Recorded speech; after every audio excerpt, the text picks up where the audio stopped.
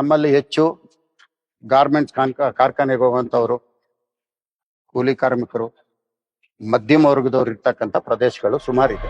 ನಾವು ತುಂಬಾ ಬಡವರು, ನಮ್ ಕೈ ಏನು ತರಕ್ ಶಕ್ತಿ ಇಲ್ಲ. ಅವ್ರು ವರ್ಷ ಕೊಡೋದ್ರಲ್ಲೇ ನಾವ್ ಮಕ್ಕಳಿಗೆ ಆನಂದ ಪಡಿಸೋದು. ದೇವರಾಗೂ ಹೇಳ್ತಾ ಇದೀವಿ, ನಮ್ ಕೈ ಶಕ್ತಿ ಇಲ್ಲ ನಮ್ಗೆ. ನಾವು ಹೋಗಿ ಚೌಟ್ರಿ ಕೆಲಸ ಮಾಡೋದು, ಇಟ್ಬಿಟ್ಟು ಜೀವನ ಮಾಡ್ತಾ ಇರೋದು. ಆ ಎಪ್ಪ ಕೊಡೋದ್ರಲ್ಲೇ ನಾವ್ ಜೀವನ ಮಾಡ್ತಾ ಇದೀವಿ. ಗೊತ್ತಾಯ್ತಾ? ನಮ್ಮ ಮಕ್ಳಿಗೆ ಸಂತೋಷ ಮಾಡಕ್ಕೆ ಬಿಡಿ, ಹಬ್ಬ ಮಾಡಕ್ ಬಿಡಿ, ನಿಮ್ ಕೈ ಮುಗಿದ್ ಕೇಳ್ಕೊಂತೀವಿ. ಕೋವಿಡ್ ಬಂದಾಗಿರ್ಬೋದು, ಸಂಕ್ರಾಂತಿ ಬಾಗಿನ ಇರ್ಬೋದು, ಸ್ಕೂಲ್ ಫೀಸ್ ಇರ್ಬೋದು, ಸ್ಕೂಲ್ ಪುಸ್ತಕಗಳು ಕೊಡೋದಿರ್ಬೋದು, ಪಟಾಕಿ ಕೊಡೋದಿರ್ಬೋದು, ಪ್ರತಿಯೊಂದು ಬಾರಿನೂ ಸಹ ಇದನ್ನ ಸಹಾಯ ಮಾಡ್ಕೊಂಡೇ ಬರ್ತಾರೆ. ಇದೇನು ಇವತ್ತಲ್ಲ, ಸುಮಾರು 12 ವರ್ಷಗಳಿಂದ ನಡೀತಾ ಇದೆ. ಅವತ್ತೆಲ್ಲಿತ್ತು ಕಾಂಗ್ರೆಸ್? ಕೊರೋನಾ ಟೈಮಲ್ಲಿ ಅನ್ನ ಟೈಮ್ ಬಿಸಿ ಬಿಸಿ ಊಟ ತಗೊಂಬಂದ್ ಕೊಟ್ರು, ಹಾಲ್ ಪಾಕೆಟ್ ತಗೊಂಬಂದ್ ಕೊಟ್ರು. ಅವತ್ತಿತ್ತಲ್ಲ ಕೊರೋನಾ ಟೈಮಲ್ಲಿ ಕಾಂಗ್ರೆಸ್. ಯಾರು ಬರೀಲ್ಲ. ಈಗ ಡಿ.ಕೆ. ಶಿವಕುಮಾರ್ ಸರ್ ಬಂದು ನಿಮ್ ಬಗ್ಗೆ ನೋಡಿ ಸುಮ್ನೆ ಹೋಗ್ಬಿಟ್ರು. ನಿಮ್ ಕಷ್ಟ ನಿಮ್ ಸುಖ ಅನ್ನೋದು ಯಾರು ಕೇಳಲಿಲ್ಲ ನಮ್ನ. ಇವತ್ತು ಅವ್ರು ನಮ್ಗೆ ಹೆಲ್ಪ್ ಮಾಡ್ತಾರ, ಹೆಲ್ಪ್ ಮಾಡಕ್ ಬಿಡಿ, ಇಲ್ಲ ನೀವರ ಹೆಲ್ಪ್ ಮಾಡಿ. ಆ ಪುಣ್ಯಾತ್ಮ ಮನೆ ಎಷ್ಟು ನೀವ್ ಹೆಲ್ಪ್ ಮಾಡ್ರಿ, ನೋಡೋಣ, ಆಧಾರ ಮಾಡಿ. ಆದ್ರೆ ಏಕಾಏಕಿ ಈ ವರ್ಷ ಪೊಲೀಸ್ನವರು ಸುಮಾರು 100 ಜನ ಇದ್ದಾರೆ.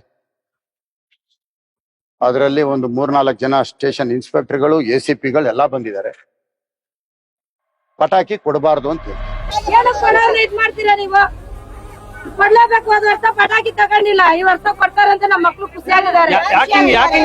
ಕಾಯ್ತಾ ಇದಾರೆ ಮಕ್ಳು. ನೀವ್ ಯಾಕೆ ಬಂದಿಗ್ ಮಧ್ಯದಲ್ಲೇ ಅಟೆಂಡ್ ಮಾಡ್ತಾ ಇದ್ದೀರಾ?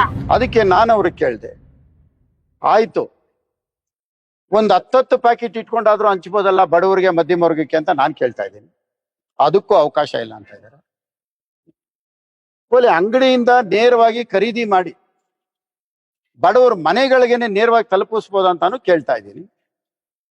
ಮನೆಗೂ ತಲುಪಿಸೋಂಗಿಲ್ಲ ಅಂತ ಕೇಳ್ತಾ ಇದ್ದಾರೆ. ನಮ್ಮ ಮಕ್ಕಳಿಗೆ ಓದಕ್ಕೆ ಬುಕ್ಸ್ ಇಂದ ಮನೆಯಲ್ಲಿ ಎಷ್ಟೊಂದು ಕಷ್ಟಕ್ಕೆಲ್ಲ ನಮ್ಗೆ ಮುನಿರತ್ನ ಅಣ್ಣ ಅವ್ರು ಆಗಿದ್ದಾರೆ. ಹಾಲು ಅನ್ನ ಎಲ್ಲ ನಮ್ಗೆಲ್ಲ ಕೋವಿಡ್ ಟೈಮಲ್ಲಿ ಅವ್ರ ದೇವ್ರು. ಅವತ್ತೆಲ್ಲ ಯಾರು ಬಂದಿಲ್ಲ ನಮ್ಮ ಮನೆ ಬಾಗ್ಲ ಹತ್ರ.